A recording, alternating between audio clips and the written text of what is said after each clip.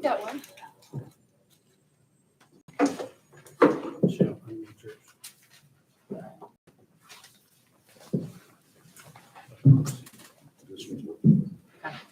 Good afternoon. I now call to order the work session for today. Thank you. Or is it just you? Just Ms. McKay. Okay, Ms. McKay, you're up. Thank you, board members, for meeting me here today. We have several things that I wanted to share with you. Some of these items we'll put up for a vote this evening, and then others are just for your consideration, review, ask some questions over the next month, and I hope to have a recommendation to you for these items at the June board meeting. So if you don't mind, I'd love to start Ms. with. McKay, you may want to pull the microphone closer to you. Can you hear me now? You have to be right on that line. You touch that. So make it. Oh, there you go. Coming.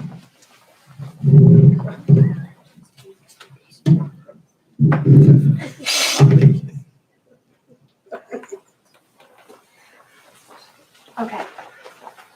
Let's start with the 2022 budget amendment. This is one that I will share. It is an action item for this evening. So we'll basically start off with a PowerPoint presentation. Throughout the course of the fiscal year, various factors necessitate the adjustment of revenues and expenditures within the budget system. Budget projections are reviewed monthly and amended in the late spring, early summer to reflect either increases or decreases in collections and appropriations. This first budget amendment brings forward actual ending fund balances from the previous fiscal year. When preparing the original budget for FY22, I used the ending fund balance projected in our FY21 budget amendment of $105,967,482 as the beginning fund balance for October 1, 2021. So on this slide that you have that says original FY22 budget, in the bottom right-hand corner, you will see that beginning fund balance October 1 of $105.9 million. If you go to the next page, it's the FY21 fund balance that we're actually going to pull forward. So as you can see, the ending fund balance September 30, 2021 was $358,496, a difference of $17 million.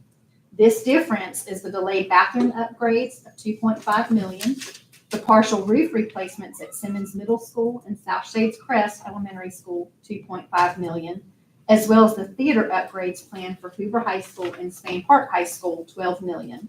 Each delayed due to the increase in cost of building materials and/or labor shortages. So again, on that particular slide that you're looking at, FY21 fund balance, in the bottom right-hand corner is where we're showing that ending fund balance. So the second adjustment that I make is to the original budget is the carryover of federal funds.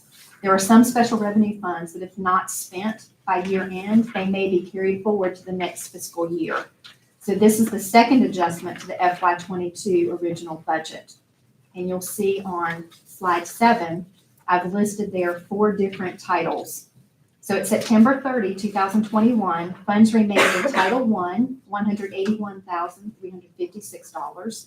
Title II, Teacher Training, $107,306. Title III, which is our English Language Acquisition, $72,178. And then Title IX, which is our Homeless Support, for a total of $7,879. Now the total carryover on this budget amendment is $368,719. And these funds are now available in FY22. We've been spending them as we've gone along, keeping in mind that they still have very specific guidelines and limitations, such as teacher salaries and benefits for the Title I schools, professional development for teachers, which covers stipends and substitute pay, and instructional equipment for students. So what comes in must go out. Nothing goes into savings. On slide 8, where it shows 2022 budget amendments, I then add that third bullet. We previously discussed the adjustments for fund balance and carryover funds. There are also state and federal allocations unknown during the preparation of the budget. Hoover City Schools will receive a little over $4 million in additional appropriations in FY22. So that next slide will show you everything that I've talked about on one particular slide. So Ms. McKay, if we could Yes, go sir. back to slide 9, Yes, sir. the original fund balance was 98.9. Yes, sir. The 12.9 million is money that was budgeted this year, but we found ways to save that money and did not spend it. It was actually budgeted in FY21, and we did not spend it in 21. So it's what's carried forward. That was the difference between the 105 million and the 119 million that we actually ended FY21. Okay, and then the next are the federal funds that you talked about previously. Yes, sir. So the state funds unknown during the preparation of the budget include supplemental appropriation from the Education Trust Fund, Advancement and Technology Fund. The allowable uses set out in the Act include repairs and deferred maintenance and facilities for public education purposes, classroom instructional support, insuring facilities, fleet renewal, purchase of education technology and equipment, and capital outlay. These funds will not be received until September of this year. Therefore, the expenditures are budgeted in FY23. So the revenue's coming in September, but that money is going to roll to the reserve, and then we're going to dip out of the reserve to pay those funds in the next year budget. Would it be fair to say that on that 12.9 million, that a lot of that money may have not been spent because there were federal funds from COVID that were spent in place of that, or not? For the most part, I would say no, because any of the money that came in really went out. Okay, Any of the funds that were designated for ESSER funds were used for salaries and benefits, and they were actually used for the salaries and benefits in that fiscal year. So we did not have a lot of ESSER money left over, more title than the ESSER. Federal allocations unknown during the preparation of the budget, again, include funds from the Food and Nutrition Service to assist school districts experience supply chain disruptions. So that's the $280,853 that you see there. These funds are also known as SCA funds. Note there are no expenditures budgeted, and that's because these funds were allocated to offset existing expenditures of unprocessed or minimally processed domestic food products, which are also referred to us, you hear me say commodities, in FY22. So I did not make adjustments to any other revenues. We've received 89% of our local tax revenues, and there is no indication we will not receive the remaining 6/12 of our state allocation. There are no other anticipated changes to expenditures at this time. We're hoping that all of those summer capital projects will take place and that they will be complete in time for us to close out September 30, 2022. In summary, with these amendments to the original budget, our September 30, 2022 fund balance is now projected to be $116,019,382, an increase of $17 million. And on that very last slide, that's where you see in the bottom right-hand corner, the $116 million. The amended FY22 budget shows a beginning fund balance September 30 of the $118,953,391. So this is a difference of $405,105, and it's basically due to a reclassification entry that we made in September for the utility bill. We actually had to do that after we were trying to close books October the 20th. Our general fund recurring revenue continue to exceed our general fund recurring expenditures, with the majority of the $5 million dip in reserve associated with capital projects. So the projected months reserve at year end, September 30, 2022, is 8.6 months. This is the combined budget for revenues, expenditures, and changes in fund balance to be submitted to the State Department of Education with your approval this evening. Are there any questions about the budget amendment items? Board, this will be an action item at tonight's board meeting.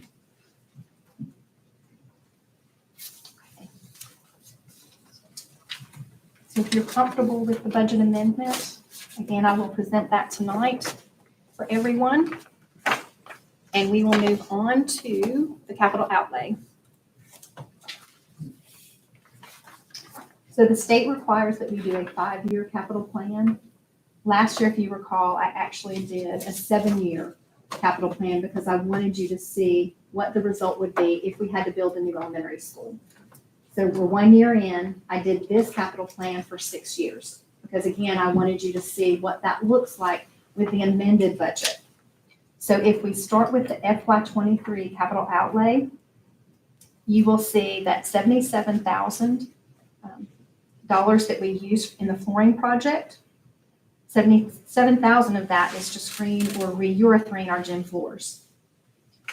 The continued transition from carpet to VCT is taking place. So that's where you see we will be able to do 1/3 of the classrooms at Hoover High School, and we will be able to complete Simmons Middle School with the hallways.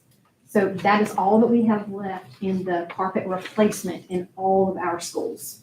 We're down to that. The 1/3 classrooms for Hoover High School, because there are 113 classrooms, I'm going to have to do that over a 3-year period. So you'll see 1/3 over the next 3 years. Again, we'll have furniture replacement. I think now that we've come to a really good place in our schools where we've updated all of those mechanical issues that we needed to, we've taken care of all of our roofs, and we're now starting to get to where it's just maintenance on those particular items. We need to start looking at the furniture in some of our older schools. So what I've asked is the schools to submit their needs. And we had 2 schools that said they needed to replace, let's say, 5th grade furniture. So that's one of the things that we're going to start doing in FY23 is start replacing some of those high needs, the broken furniture, the chipped corners, that type of thing. So I allotted $200,000 for that. Ms. McKay, if I can, at this time, board, if you'll look down to the bottom of that page, it shows you what the numbers represent. The green is the Advancement in Technology Fund from the state, and then you see the burnt orange is Capital Outlay from the state, and each color is coded at the bottom. Sorry, Ms. McKay. No, you're fine. You're fine. Thank you. If you then look at the continued maintenance and repairs projects that we have, each year we set aside money for painting projects.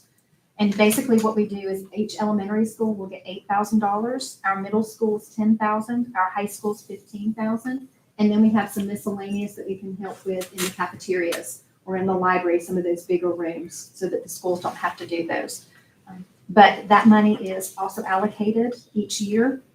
We have the paving projects, which is a continuation that we do each year. And basically that takes care of any of the paving that we do, any of the potholes that we need to take care of on our property. I do want to add, though, that the high schools use that $25 fee that they receive for parking to do the striping. So they do assist us with the cost of upgrading the parking lots. And then you have your lighting project. So we've continued to try to go into all of our schools and replace our LEDs. We're starting with the gyms. We're now getting to the cafeterias, and hopefully we'll eventually get to the hallways and the classrooms. But you'll continue to see that lighting project there until we finish that LED project. Have we done much lighting conversions on the exteriors yet? I'm actually going to let Matt, if I can he's say here. that we're doing a lot of the roadways, street lighting, parking lots, and that nature throughout the district. As far as building lights, we're replacing those as it comes up with being an issue. Yeah, I think it's a good practice, the lights that really stay on a long time. Yeah, There's a good return on your investment to hit those. One of the largest areas we're hitting this year is going to be Berry, Spank Park, Jaguar Drive, Ring Road, and all that this year. Good, thank you. Good question.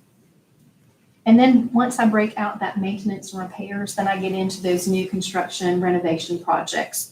So the very first one, we'll say the new playgrounds. We've done an evaluation. I've gone back and done some history. These 3 playgrounds go back to the early 2000s. And typically your playground life is 10 to 15 years. So these are well in advance of that. So we want to make sure that we set aside funds. We allocate $200,000 to each school. And then if the school sees something else that they want to add to that particular playground, then they raise that at their own local school, either through PTO or other fundraising events. Then we have our mechanical upgrade, which is the Gwynn Elementary School Phase 2.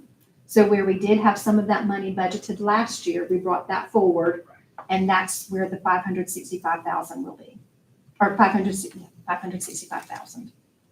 We have the new theater, which is part of the PSCA money, the bond issue, and you'll see that total 12,565,000 at the bottom, so that they coincide with one another. But that's $10 million set aside for the new theater at Hoover High School, and then the Spain Park High School theater. And this might be a good time. Matt, will you fill the board in? Where are we with the new at the Fine Arts Building at Hoover High? We actually met with them today at Hoover High School with some of the personnel on the final plans for that building.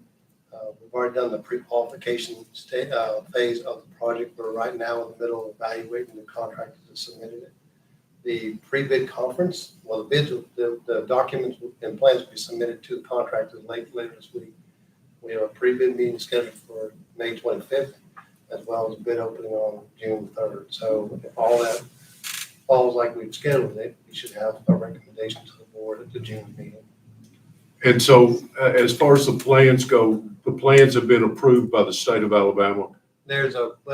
Yes, for the most part, they have had a preliminary plan review. They were accepted.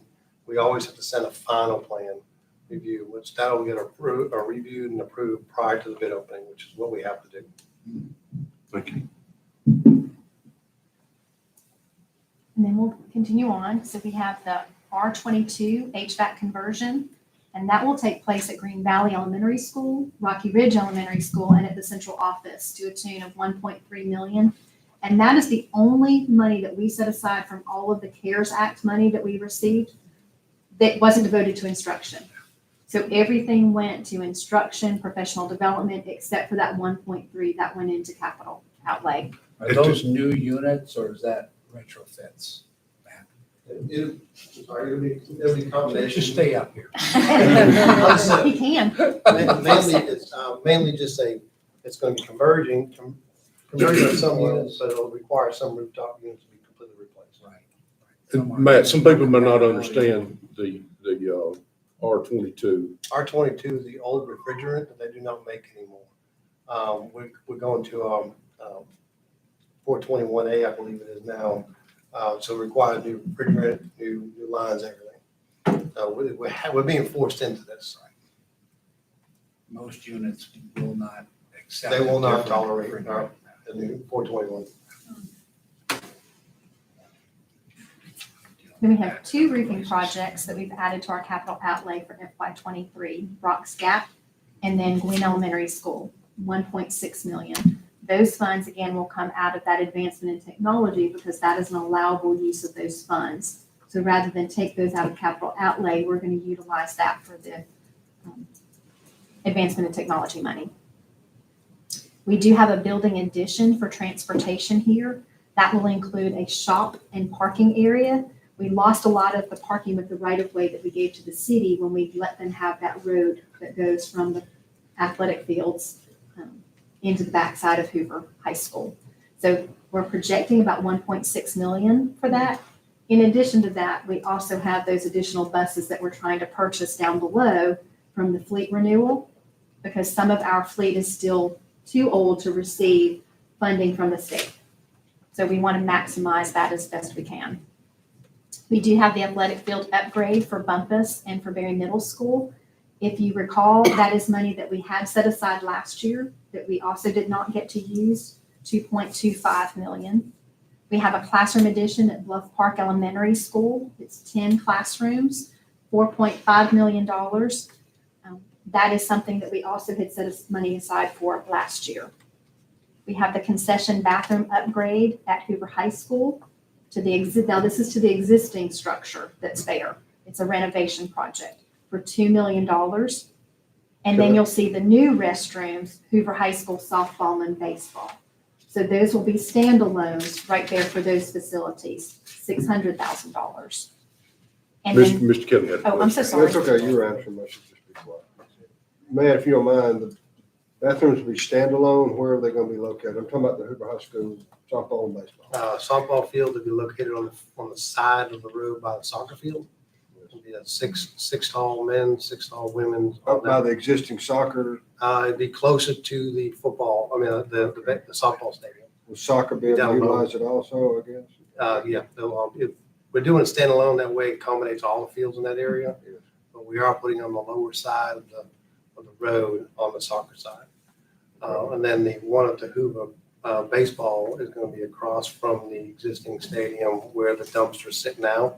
We're going to modify that area to allow for restrooms up there. Behind the JV field, Um, there's dumpsters there too, so I'm trying to figure out. No, I'm thinking on baseball, but the Yeah, I'm baseball thinking complex, baseball too, so, okay. If you're coming down the third base line to get to the press box, where would it be? up on the right. It's a mountain. But where? So, If you're on the road, you're going up over the hill and you're going back down, we curve to the left to go to the multipurpose building, right there on the right-hand side. Almost adjacent to the existing concession stand, press box, and bathrooms. okay, On the other side of the road, okay, so on the west side of the road. the access road, yes. Okay, now, there's an issue with water right there too. Mr. Paquette and I went to baseball and softball, I went to softball playoff the other night. We were just talking, there's a challenge with the water lines coming in there. So I'm supposing that where you're putting this structure now is not going to be an issue with the inflow. No, Water line. we will not. We have to do some sewer line work out there as well as water line work. We're aware of that. That's been calculated into the estimate by the architect. But he says that the site is very, very suitable for a restroom. Okay, start and finish? It's 20, I know it's a. Timeline. Timeline, we're waiting on him to develop the plans. Because he's backed up, it'll probably be August, is when he plans on having the plans developed. So we should be bidding it probably late fall. So our goal is to have it going next spring. Have it ready for the season? Hopefully so, yeah. And then the existing restrooms will be used for some other purpose? We'll still use those for family style restrooms or for ADA purposes as well. So they'll still be intact. We're not taking anything away. Okay. Clean them up, a little bit of work on That's them. right. Yeah, do a refresh on it. The 2 million concession bathroom at Hoover High is where? Is that at the football field? I'm not sure about that one, to be honest. The concession bathroom upgrade. So I thought that was the existing Hoover High School. We were Stadium? gonna no, At no. the gym? no, sir. This was, This is all baseball, softball. this is all baseball, softball. Well, we're switching gears, I think. Okay, so you've got the restrooms that are the Hoover High School softball and baseball, 600,000. Yes. Then you have the concession bathroom upgrade, Hoover High School, in the event that we have to do our games, which we should know, I think, next year. This is the football field. That is correct, Okay, yes, that's sir. what I thought. Yes, sir. Thank you. So they'll be standalone, the $2 million project will be standalone, because that place is a disaster right now. We will need to discuss with the architect the best way to fix that situation. Yeah, there are some flow issues on the, exit ways and whatnot. The width of the aisles and hallways are not suitable for the capacity of that stadium now, so we're going to have to address all that at the same time. I heard it's a real challenge, so Yes. it's good. But we're hoping that doesn't happen, that doesn't Correct. come to fruition. And conversations we've had, we believe that things will be as they have been. We want to be prepared for whatever. So again, that sort of comes out of the reserve. If we don't have to pull from the reserve, then we're in a better place by $2 million. But what we had there, all of those capital projects come to $30 million.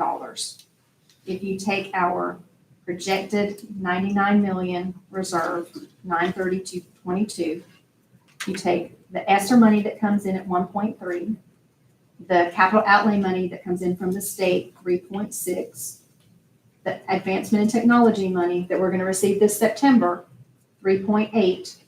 Well, actually, that'll be received, yes, 2022. And then you take the PSCA funds, which is from the bond issue, the 12.5 million, the total 30 million. You end up with 8.75 million coming from savings in FY23, The bond issue, meaning the governor's $1 billion the bond. PSCA money. Okay, I don't know.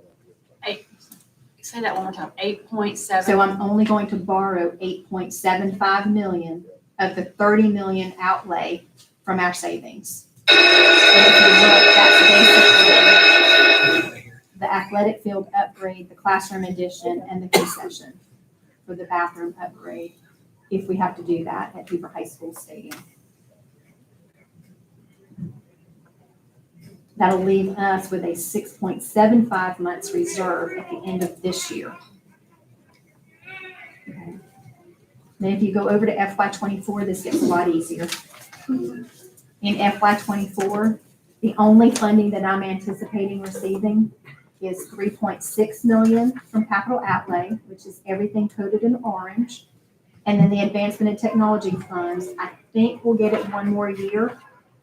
However, the allocation may not be that much based on some information that's coming out of the state to cover salaries and benefits.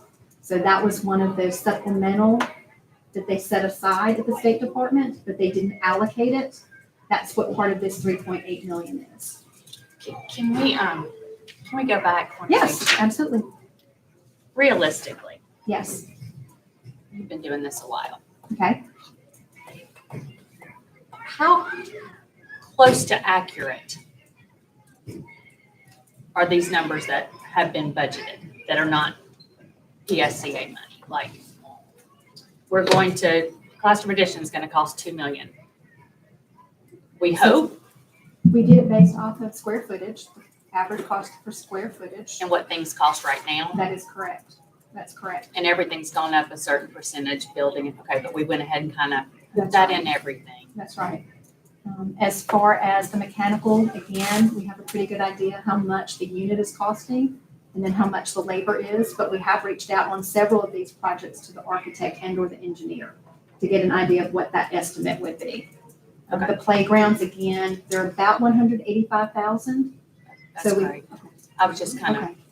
because, We try to do it Sounds based off okay. of current costs, add in maybe 2 to 4% increase, and then we do it based off the square footage. perfect. Current square footage. And that increase, is that based on inflation or what is Yes, that? well, that's the 2 to 4% that we will build in. Matt, do you want to add anything to that for the capital projects about the square footage? No, that's accurate. We're seeing a lot of increases in per square foot cost right now. Yes, we are, yeah. And some of it's depending on materials being selected for sure.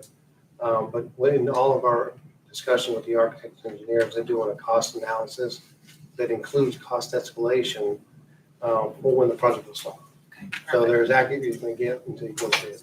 Do we That's build helpful. anything in for any supply shortages, given the state of things, where the trucks get stuck in Canada and can't get here, supplies can't get to us? Do we build in?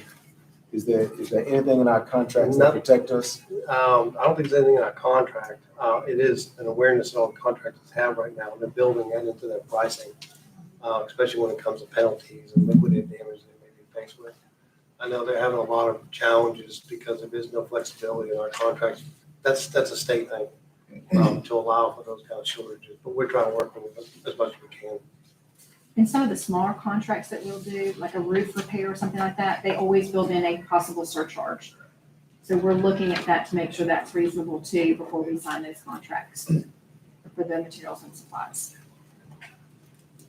FY24, again, you'll see the routine maintenance and repairs. That's all going to come out of the capital outlay money that we get each year from the State Department. And then the new construction. And we're getting back to where I can try to do 1 or 2 playgrounds at a time to play catch up so that we get on that routine of replacement.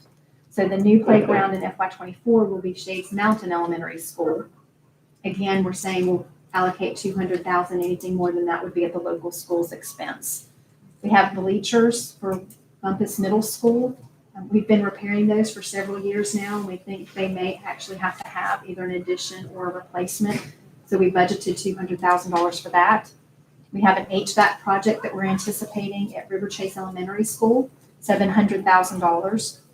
Roofing projects at Rocky Ridge and Spain Park High School, $1.4 million.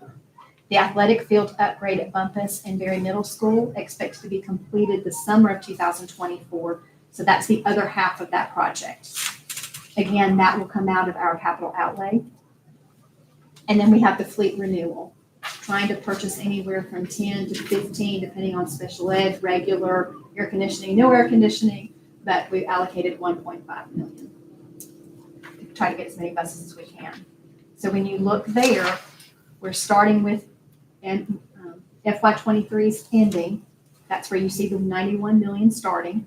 You have your allocation for capital outlay, which is 3.6 million that we anticipate to receive, 3.8 that we anticipate to receive from advancement in technology. Our capital outlay is 7.4. So they're uneven. Any revenue coming in, we're spending it. So we're getting to a really good place with our capital projects because we've been able to play catch up and you've allowed us to do a lot of these projects since proration. So we're getting really to a good place. And I think Matt would agree. And the months reserved at 9/30/24 will be 6.97. So we actually increased our months reserved from 6.75 to 6.97, everything else being equal. FY25, I'm not anticipating any other income except for our capital outlay.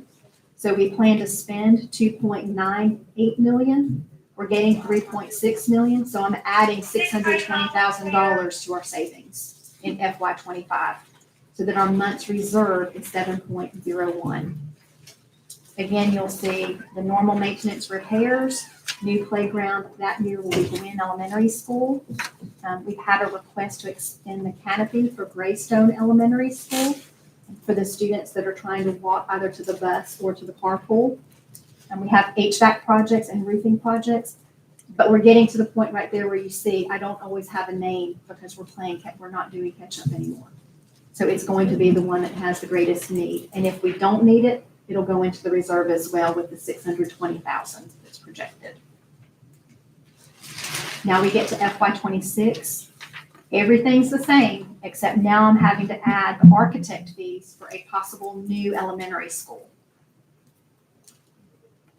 So our total expenditures will be $3,920,000. I'm only anticipating receiving again 3.6 if enrollment stays the same, and all other revenues and expenditures, we don't have any big increases or decreases.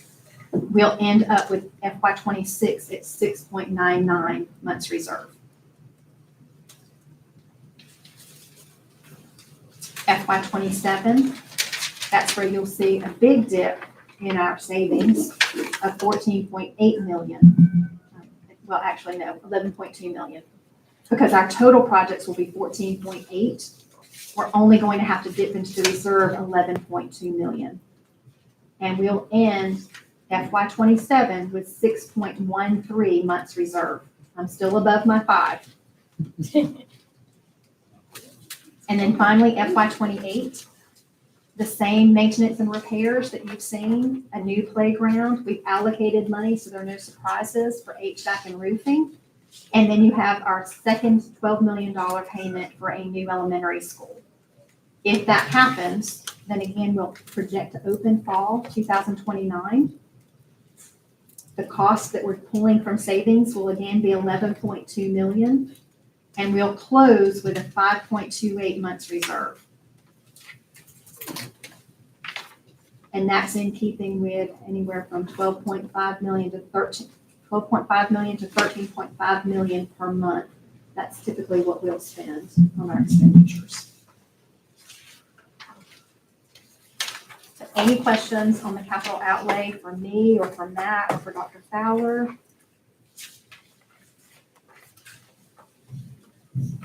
And this you will have time to review, ask questions, and then hopefully we can make a recommendation for approval at the June board meeting.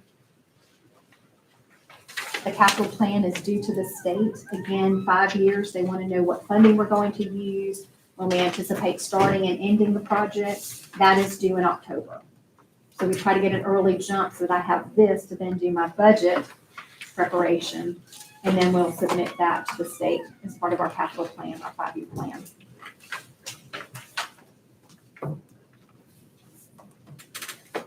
So if you'll work with me, we'll start with supplements next, since there aren't any questions on capital outlay. And you actually have 2 handouts for the supplements.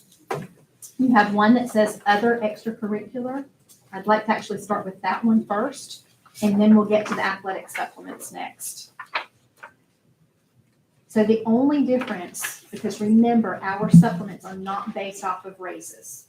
It's a flat supplement based on your years of experience in that particular position, whether it's a coach or whether it's some type of SGA ambassador sponsor, academy lead.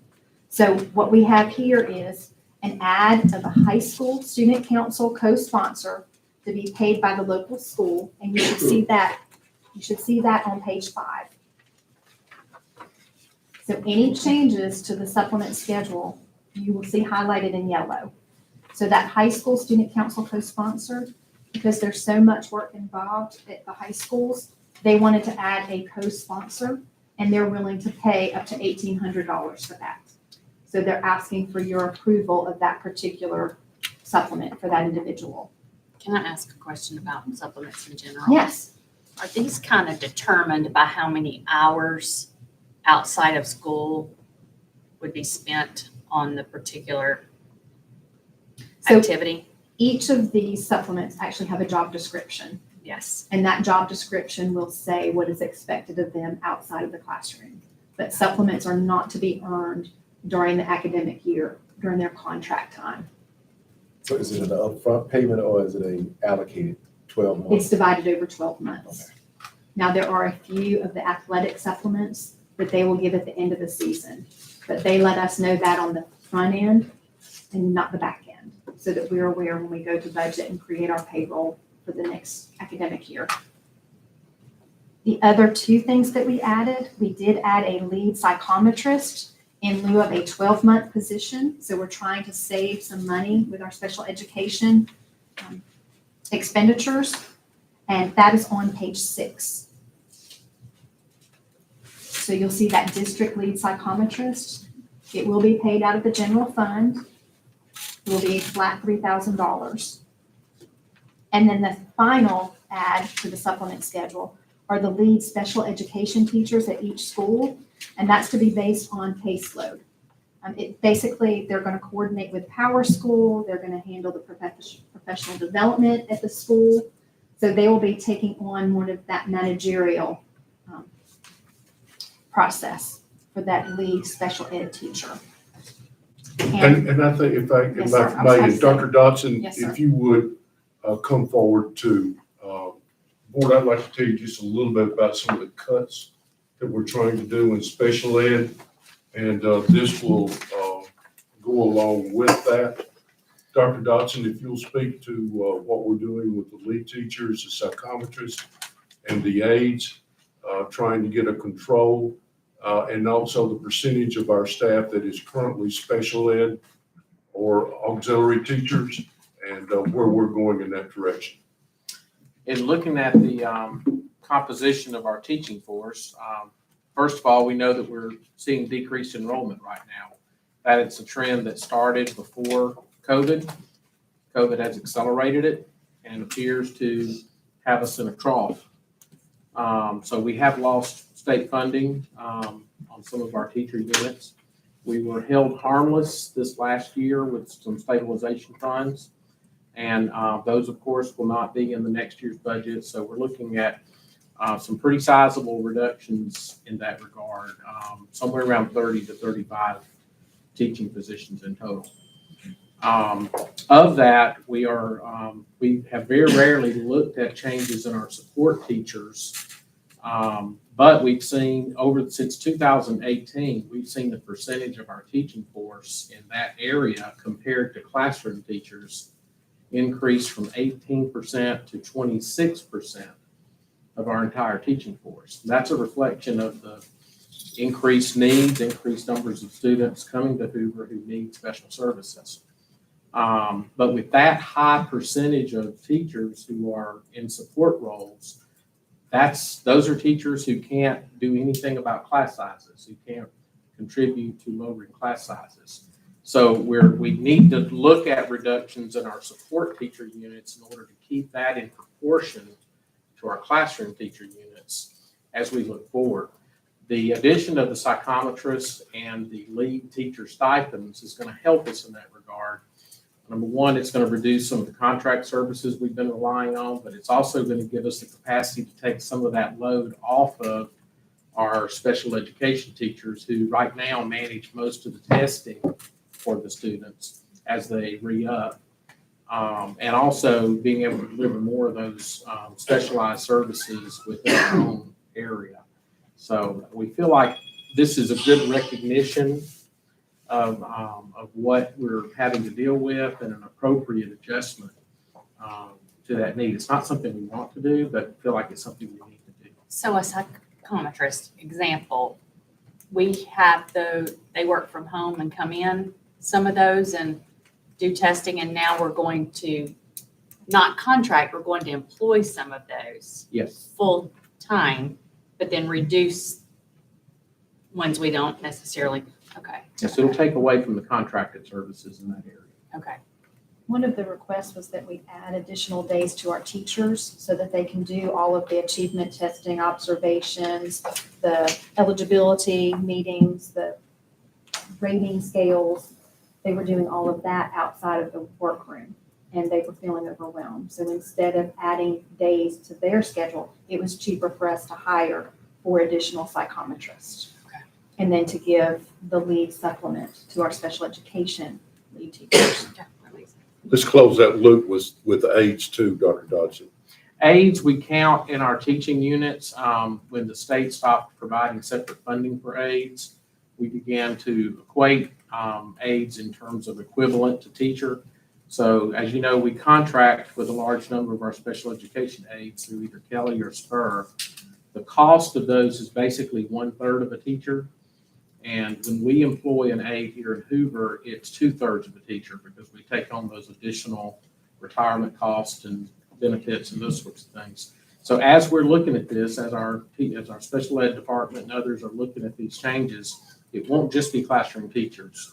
It can also be a combination of those aides, of which we have, I think, 280 total. So that's yet another sign again of the total number.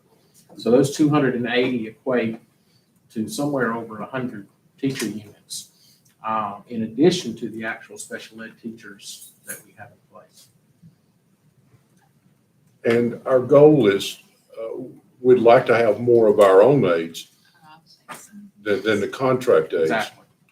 And speaking to that, and we'll get into this in just a moment, we'll go ahead and scoop ourselves. Michelle, if you'll speak to that, what we're trying to do with the behavioral aides. So we typically last year had just one salary schedule for aides, whether it was an office aide, whether it was a classroom aide, or whether it was a behavioral aide. And what we did this year is we're proposing having 3 different aide schedules.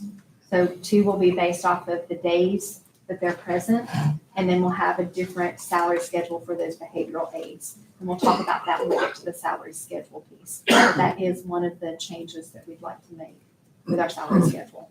So as far as aides go, with what Dr. Fowler said, we're going to try to increase our aides, decrease Kelly, That's et cetera, exactly right. aides. 'Cause it's, okay, But Yes. because of that cost differential, we'll have to lose more contracted aides to gain that's an fine. equivalent of our own. Okay, So That fewer makes bodies, sense. but we hope better services. absolutely. Quality. Yes. Exactly right. Yes. Great. So almost everything is tied in some form or fashion to us right sizing Absolutely. and getting things under control. Baby steps. Absolutely. So honestly, on this other extracurricular supplement schedule for 22-23, those are the only 3 changes that we have to this schedule, excluding, we wanted to true up our salaries for coaches and assistant coaches, baseball, softball, and volleyball. So due to the time, preseason, postseason, time with the students, the schedules, we did feel like those 3 sports needed to match, and they weren't. So we just trued those up a little bit. And you will see those as you go through the athletic supplement. So the And first those are on page, those are on pages 3, 4, and 10. and say that one more time, what we're doing with those, please. So what we're trying to do is true up the coach salary schedule or supplement schedule and the assistant coach supplement schedule for baseball, softball, and for volleyball. And you'll see where I've highlighted in yellow, that is the projected or proposed supplement now for those positions. So volleyball's head coach was paid more than the varsity head coach for baseball and softball, and then it flip-flopped for assistant coaches. And that again is on page 3, 4, and on 10, 3, 4, 5, and 10. And this true up makes us more competitive. Yes, sir. Yes, sir. And we noticed that because those are some of the positions we've had to hire either at Spain Park or at Hoover High School. And then I think the only other two additions that I have, maybe one, is the special teams coordinator that is to be paid by the local school, and that's on page 14. So we pay for the offensive coordinator, we pay for the defensive coordinator, but the two high schools felt that it was very important with the time that's spent in special teams that they would like to pay a flat supplement up to $3,250 for the football special teams coordinator. As you're looking at this board, once again, the only real changes are baseball, volleyball, and softball, and the addition of a special teams coordinator. But with all of that said, I think it is imperative for us to say these schedules were created when? 5 years ago.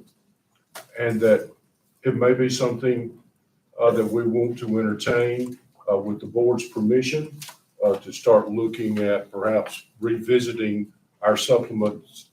We do want to be competitive with our prices that we pay our employees. We want our kids to be competitive on the athletic fields. And that may be something that we'll be looking at since these are 5-year-old salary schedules without any adjustments to the money in 5 years.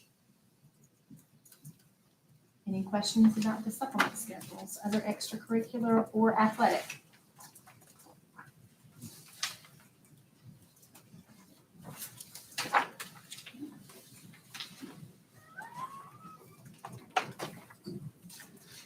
So we'll jump to salaries. I'm glad we have an hour. Maybe it won't take that long.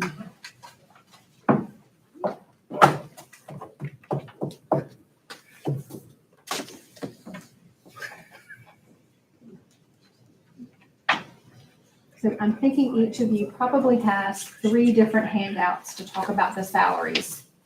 The first one is the annual salary schedule that says presented 5/10/2022. That's the salary schedule that we advertise, that we put on our school website, on the district website. This all certified and classified employees receive a 4% legislative raise. They added steps for 28 through 35, so we did as well for the teachers that are approved in the ETF budget. We eliminated 186-day nurses schedule because they are now all 188 days. And then we added a professional salary schedule for special education, and I'll share that with you in just a moment. So, well, we can do that first if you would like. Let's look at your annual salary schedules that I'm going to present tonight or have in the superintendent's information. This is for your review, and then we'll have a recommendation in June. So if you look at the first couple of pages, that's your teacher salary schedule. And I'll tell you how we get there. Hold on just a second, Michelle. Yes. I'll show you how we get there in just a moment, but I wanted you to see what those changes are that we're proposing or that the state has required us to add to the salary schedule. So the first one is the teacher 188 days. And you will see the change will be a 4% raise, but then we've added steps 28 through 35. And then on page 2, the only thing I've done is we go from 188 days to 198 days. So I take that daily rate at 188 days and I multiply it times 198 days. Those are our 9.5-month teachers. Who are they? You typically have some of our counselors who are the certified. So the state gives us funding for teachers, for counselors, and for librarians. They give us money for principals and they give us money for assistant principals. Now remember, we do have more than what we've earned, and we'll talk a little bit about what that costs us to the district in a few minutes. But that's typically your 9.5 to be your counselors. And Ms. McKay, Yes. you may be going to address it later. Steps 28 to 35, how did you determine the percentage of increase there? Do you mind if I wait to get to how we get Please there? do, please In do. just a moment? Okay. Then we have the 208 days. Now, we typically have, your 11-month teachers will typically be your junior ROTC. So those two teachers that we have for ROTC are our 11-month teachers, and they are funded by the Air Force. So just so that you're aware. That's not good.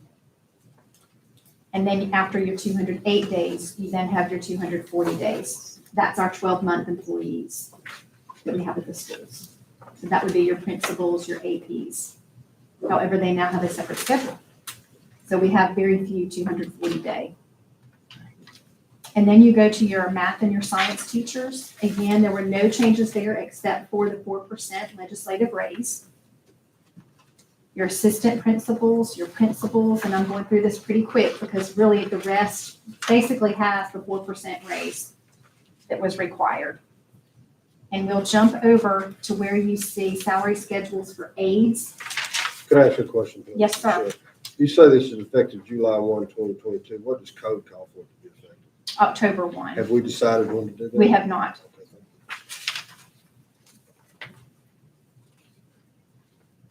you. You have your behavioral aid, and that's where we said 180 days. That's the number of days with the students. And they are just a tad bit higher than your 188-day instructional office aides. Okay, I lost you. Here? I've lost Today, you. I'm sorry, it No, should be a it's page not. that looks like this. I don't know that I I don't have have that it on page. there. Support services, no. No, it should say aides.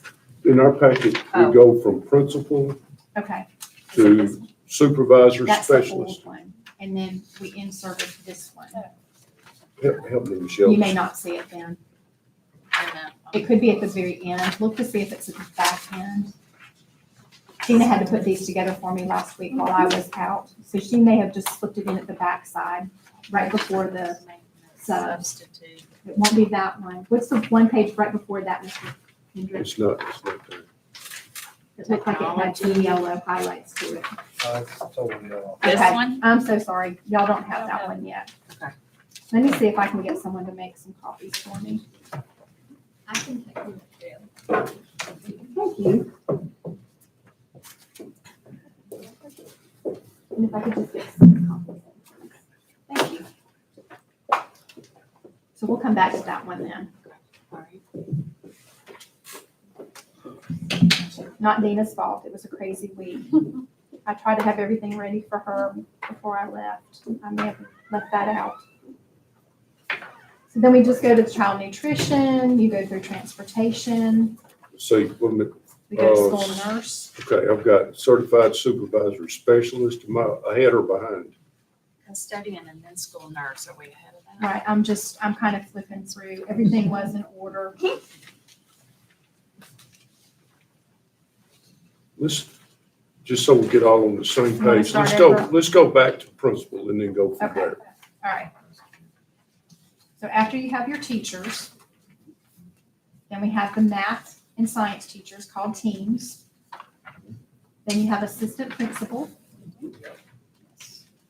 You have your principal. Okay, Then you have certified supervisor specialist. We then have support services classified admin. And again, all of these receive the 4% raise each of those steps. Then you have the support services directors coordinators. I'm showing one that says salary schedule aids Yeah, that's before that next. one. Right, that's the one we're gonna replace. Okay. That's our existing, and we're proposing a change for the behavioral. So then you have bookkeeper, secretary, registrar. We have child nutrition. and all that was done with these was just an addition of Additional 4%. I multiplied last year's salary schedule by 1.04. You have your transportation, custodian, school nurse. And again, the only change there was we did all 188 days. So we no longer have the 186. I just dropped that salary schedule. After the nurses is operations and maintenance. Just quick, didn't I read in the supplement that the lead nurse gets a supplement? Yes. So that was previously Vicki Holden. Julie Kent is the new lead nurse. Then you have technology. Everybody with me?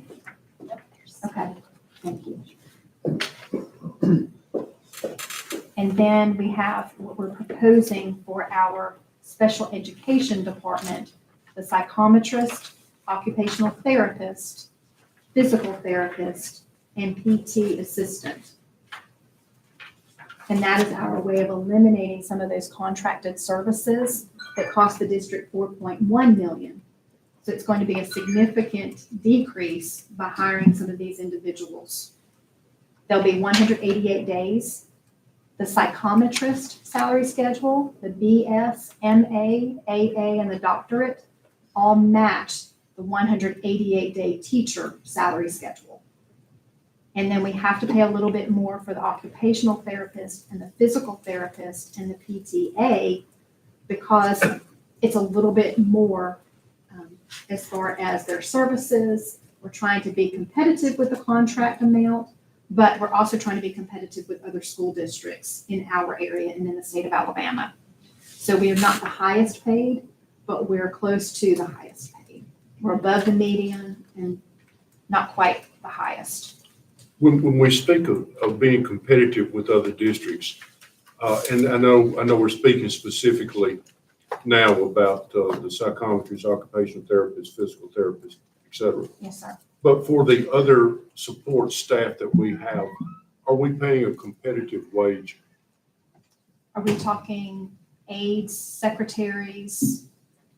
We were at the time 4 years ago when we did the salary schedules. I would say we're not quite as high. We're probably more in the middle with our support staff. Because other school systems also gave in addition to the legislative raise, and we stuck with the legislative raise. So that gap has been decreasing between our district and other districts. So that's really where we're trying to be competitive with the OTs and the PTs. The OTs, I believe, graduation 2023, they'll be required to be doctorates. So probably next year, you're going to see a new column that won't have OT masters. We'll have another column that will say OT doctorate. But we didn't want to do that yet because we didn't know what those competitive salaries would look like, and I didn't want to jump the gun on that. So we're going to stick with proposing a master salary schedule with your approval in June. And then if I could just share with you what we're proposing for our aides. And I'm sorry it wasn't included in your packet.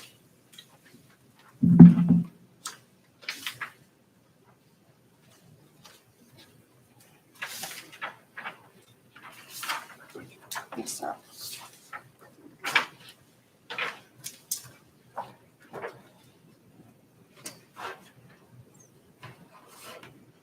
So you have the 180-day behavioral aid. That's where we were trying to say we want to pay them a little bit more than we're paying our instructional and our office aides. And you can see that slight increase. And then the difference between the instructional office aid that we currently have and the instructional office aid that's added on the end, that third column, it's because one is 188 days and one is 240 days. So we just took that daily rate of 188 and multiplied it to 240. So let's just say we've had a behavioral aid that's like a Kelly aid for 3 years, Yes. and we want to hire that person. They're at step 0. Well, based on their years of experience, if they have 3 years of experience in that particular field with So those this part goes students, by experience, it not does. in our district. It's just by experience That's of their correct. trade. Now, HR makes those determinations Sure. on years of experience. That doesn't happen in finance. So we get that information from our HR department. Okay. That's correct. And that is a great question, Ms. Tosny. And board, I will say this, one thing that we're looking at is trying, I've spoken to Ms. Williams, to Dr. Lamar, and to Ms. McKay, During the course of this year, we want to get our salary schedule streamlined so that a layman could pick it up and know exactly what they would be paid and know what the difference is between an ACMA Director 1 from an AC2A to an ABMA Director 4, and just try to get things where one understands what is what with the salary schedule. Once we can get that streamlined, I think it'll serve the district well, and to also have some written caveats about experience. Who gets experience, who doesn't get experience, how experience will be awarded from changing jobs from job A to job B. How do we give experience for that? Do we give experience for that? And we don't have any written rules that I'm aware of. Not detailed. Yes. It leaves more to the. And so we have some experience, we have some room here that it's very exciting. It's an opportunity to make things smoother for our employees, and one thing that we look forward to getting our teeth into if the board allows us to move in that direction. Jill, Yes, sir.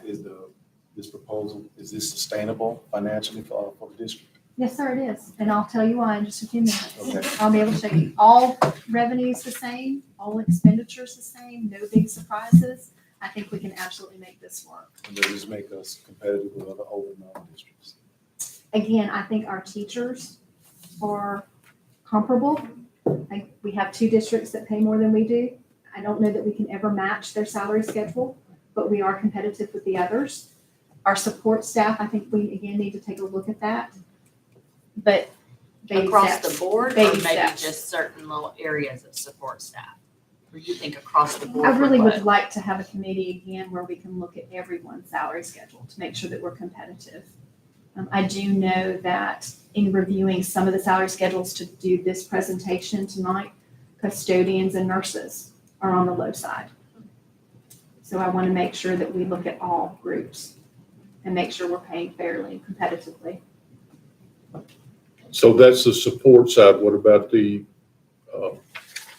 certified side? So again, teachers, I think we're in a good place. I do know, though, that we have a shortage of teachers that are coming up. If we are 3rd or 4th in line with teacher salaries, we may want to consider taking a look at teachers as well. There is a shortage. We're going to be competing with a lot of really good school systems, and I want them to graduate and say, I'm interested in talking to Hoover City Schools. But we can't just attract them, we also have to retain them. So we need to make sure that in 1 through 27 and a half, 1 through 35 now, that we're paying competitively in order to retain them. We don't want to train them here, which happens, and then they go somewhere else because there's a higher salary elsewhere. So I do think we need to take a look at that as well. Thank you. Yes, sir. Now you're probably asking, how did we get where we are on the teacher salary schedule and where do we stand? Are we just paying the state matrix or are we paying above the state matrix? So that's one of the handouts that I have for you. If you look at, it says Governor approved state teacher salary schedule 2022-2023, 187 workdays. So this is straight out of the act that was signed by our governor. It's based off of 187 days. So because Hoover City Schools is different and we pay 188 work days, that is the next page. So what you'll see is I have then taken that 187-day daily rate, multiplied it by 188 to see how much we would be expected to pay with the state-approved salary matrix. Does everyone follow where I am? Okay.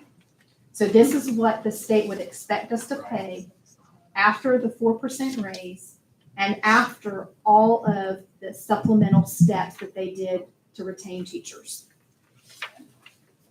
The next 3rd page is our current salary schedule. So that's what we're paying today, 21-22. Now remember, Our ADM decreased 435.5 students.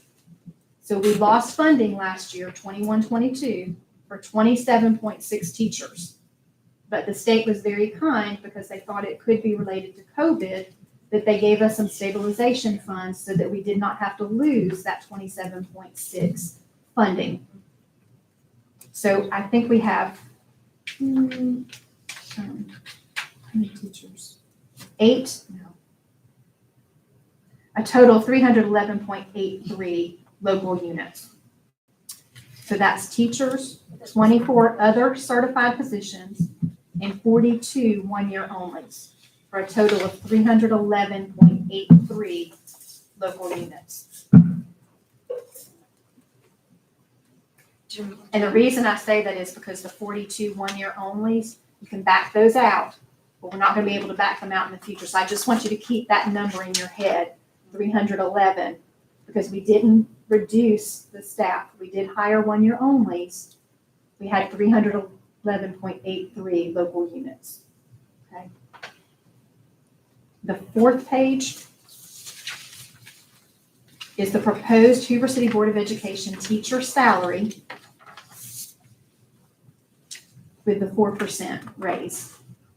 All right, so do most school districts go 187? They're all over the place. There are So some that that's were just 187. Hoover's 188, Shelby County's 187, Homewood's 189. They're really all over the place. All right, so when we're comparing, which page should we really be comparing to? Page 4? This, well, this Well, is the the state. one You're eighty- not, this is you're the not state comparing to matrix. other I'm not comparing to other districts right now. Just, I don't have other districts' salary schedules here. no, but if I'm looking at the state one, I'm still This one. focusing on You 187. want to No, look at the use the next proposed Hoover City Board of Education teacher salary schedule 22-23. Yeah, comparing it to what? This, You're gonna, the one that she calculated to the 188 days. So that- but I'm gonna summarize all that for you in the Okay. next couple pages to make it easier for you. All right, So this is the salary schedule with the 4% that we are proposing in your salary schedule that we just went through. Okay. Now, what does that look like? So how does Hoover City Board of Education's proposed 22-23 schedule, that's the page before this, compare to the state teacher salary schedule? So I have steps 0 through 35. The first column is your bachelor's. We pay $16.91 more than the state's approved matrix, which is 3.73%. For step 0, we're still paying 3.73% more than the state is asking us to pay. Now, when you get down to step 10, we're paying 7.46% more than the state is asking us to pay. When you look, because this is the time that you want to retain those teachers, when you look at step 16, we're paying 13.32% more than the state matrix. And in the end, when we get to that 27 plus, that's where I want to show you we had to add those additional steps. What I did there is I took that same number that we were above at step 30 for the bachelor's, which was $229. We paid $229 more than the state matrix on step 30 for a bachelor's. And I carried that down to step 35. So your percentage above the state matrix will actually decrease a little bit, but we're still paying above the state matrix, even for steps 27 plus. And then I did the same thing for your master's. So your master's, you'll see at step 0, we pay $1,116 above the state matrix. Step 10, we pay $4,185, which is 6.53%. Step 16, $7,216 above the state matrix at 10.19%. And you'll see there, we have to actually start at step 26 under the masters with matching the state. So that's where we're getting really, really close. That gap is shrinking with those steps that they added. So instead of giving those steps a 0 increase and just matching the state, we went with that 566 and took it all the way to 35. And then we did something similar with AA and with the doctorate. So you can see how much we're paying above the state matrix after the 4% raise. You might know that, Christy, one of you, about how many people are we talking that are in that 27 plus? That's the next bracket, Oh, next page. wow.